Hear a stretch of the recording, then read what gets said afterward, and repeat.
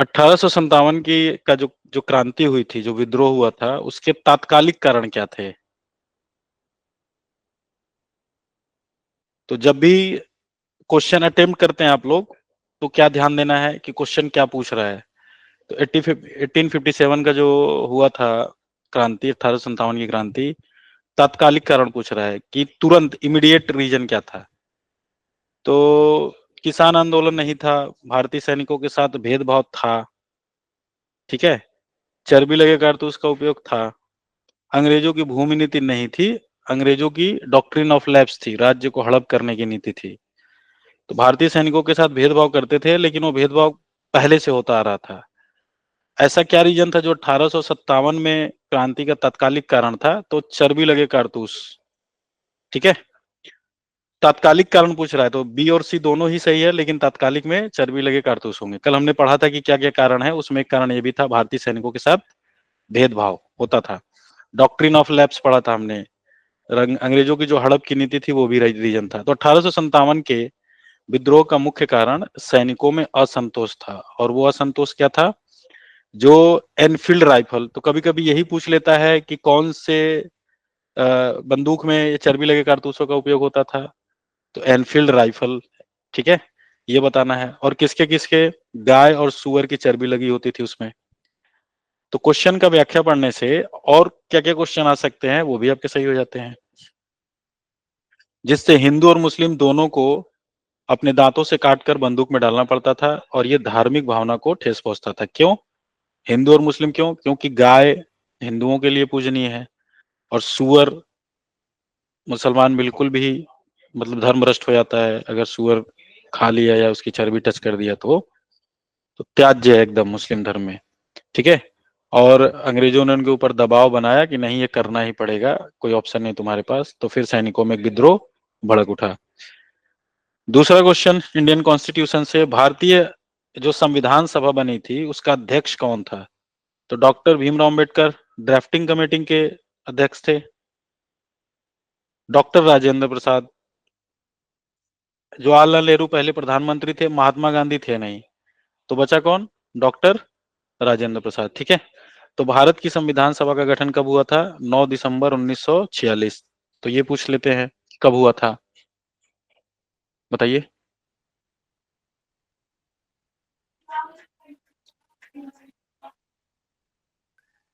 Hello. Sir, जैसे अगर पूछा कि संविधान सभा का अध्यक्ष, तो सर इसमें स्थायी अंजना, और एक अस्थायी भी। एक एक मिनट रुकिए, मैं बता रहा हूँ। ओ,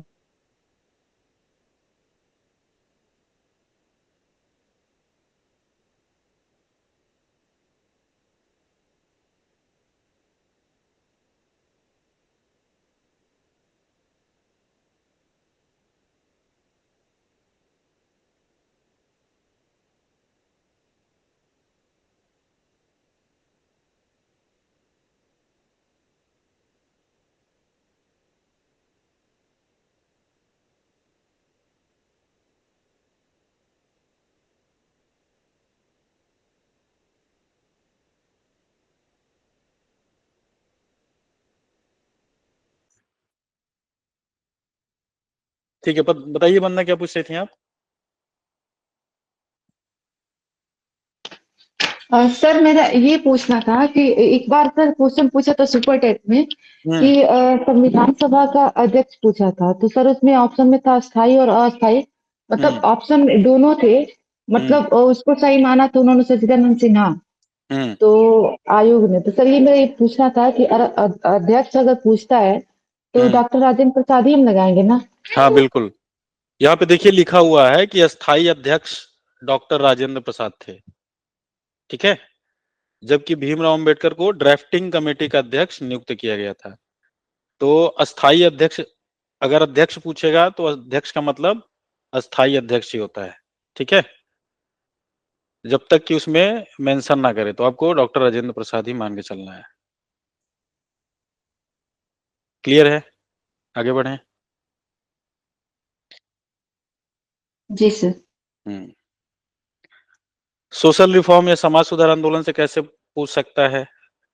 ये एनटीए में भी पूछा है क्वेश्चन, आर्य समाज की स्थापना किसने किया था?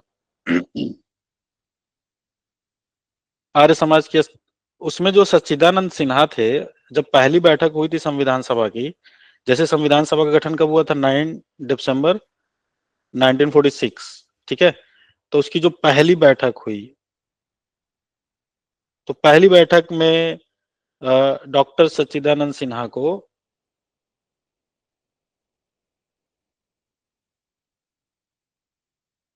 अस्थायी अध्यक्ष के रूप में चुना गया, ठीक है। क्यों चुना गया? क्योंकि वो संविधान सभा के सबसे वरिष्ठ सदस्य थे, तो सबसे सीनियर मोस्ट वरिष्ठ सदस्य थे, इसलिए उनको चुना गया। इसके बाद डॉक्टर राजेंद्र प्रसाद को स्थायी अध्यक्ष बनाया गया, ठीक है, और जिन्होंने पूरे संविधान सभा का नेतृत्व किया और बाद में भारत के पहले राष्ट्रपति भी बने। तो संविधान सभा का स्थायी अध्यक्ष और भारत का पहला राष्ट्रपति, दोनों एक ही उत्तर होगा। आर्य समाज की स्थापना किसने किया था? तो राजा राम मोहन राय ने किस समाज की स्थापना किया था? ब्रह्म समाज। स्वामी विवेकानंद ने किसका किया था? कल बताया गया आप लोगों को।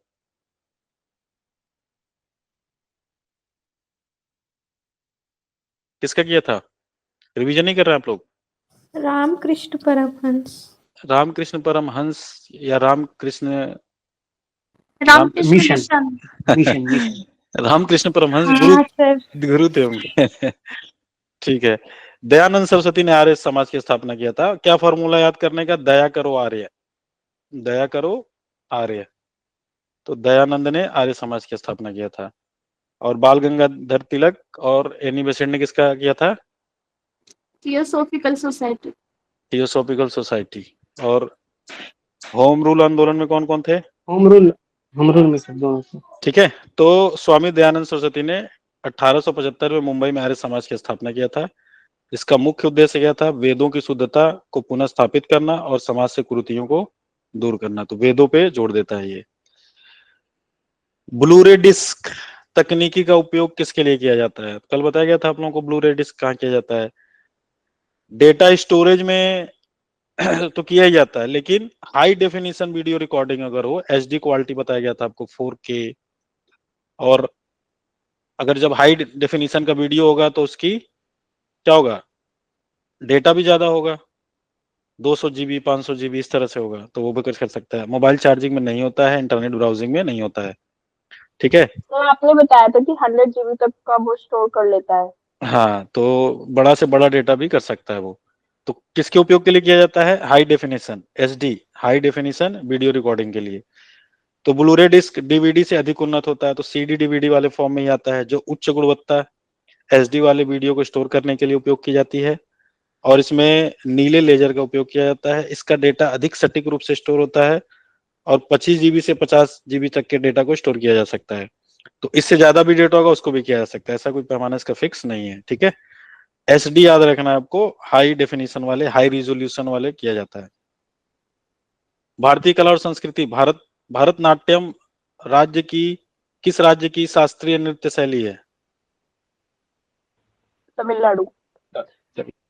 पता है आप लोगों को? केरल का क्या है? कुछ केरल का क्या है? मोहिनीअट्टम सर। गुड। तो एक बार जैसे आपको बताया गया कि भरतनाट्यम तमिलनाडु का है, तो बाकी 3 किसके हैं वो आपको खुद से फाइंड आउट करना है, तो उससे आपको याद हो जाएंगी चीजें, ठीक है। इसलिए उसको मैंने इसमें ऐड नहीं किया है। अगले वाले में ऐड कर दूं उसको भी कि बाकी किसके लिए है, या सर्च करेंगे आप लोग? सर्च करिए एक बार, इससे चीजें याद हो जाएंगी। तो तमिलनाडु में हुई थी, इसका क्या काम था? मंदिरों में भगवान की भक्ति को प्रदर्शित करने के लिए किया जाता था, ठीक है। भारतीय अर्थव्यवस्था योजना आयोग कराया गया था आप लोगों को, नीति आयोग कराया गया था। भारत में योजना आयोग को कब समाप्त किया गया? 2015 में। तो 1 जनवरी 2015 को नरेंद्र मोदी ने योजना आयोग को भंग करके उसकी जगह नीति आयोग की स्थापना किया था, ठीक है। और नीति आयोग क्या है बताया गया था डिटेल में, रिकॉर्डिंग भी है, देख लीजिए आप लोग उसको। भारतीय संस्कृति, महाभारत के लेखक कौन है? तुलसीदास, रामचरितमानस, वाल्मीकि, रामायण। वेद व्यास महाभारत के रचनाकार है। अष्टादश पुराणेषु व्यासस्य वचनम द्वयम। अष्टादश 18 पुराणों में व्यास ने 2 बातें कही हैं। क्या कही हैं? क्या बातें कही हैं? होमवर्क बताइए क्या बातें कही हैं, ठीक है। तो महाभारत हिंदू धर्म का एक प्रमुख ग्रंथ है जिससे वेद व्यास ने लिखा है। इसे दुनिया का सबसे बड़ा महाकाव्य माना जाता है। तो 1 लाख से अधिक श्लोक है इसमें। लोकसभा का पहला आम चुनाव कब हुआ था? तो 1951 पता ही है आपको। 1950 के बाद ही हुआ था। 1951 में हुआ था, 48 में नहीं हुआ था, 50 में नहीं हुआ था, 55 में नहीं हुआ था। तो 1951-52 इसमें कांग्रेस पार्टी ने सबसे अधिक सीटें जीती और पंडित जी प्रधानमंत्री बने थे। राष्ट्रीय प्रतीक और ध्वज, भारत का राष्ट्रीय पशु कौन है? शेर, बाघ, हाथी, गेंडा, क्या है? रॉयल बंगाल टाइगर लिखो। टाइगर। तो रॉयल बंगाल टाइगर जो है ये है 1973 में राष्ट्रीय पशु घोषित किया गया था, 1972। और अभी आपने एनवायरमेंट में पढ़ा 1972 क्या हुआ था? Stockholm Stockholm Stockholm Stockholm convention. हम स्टॉकहोम स्टॉकहोम कन्वेंशन, ठीक है।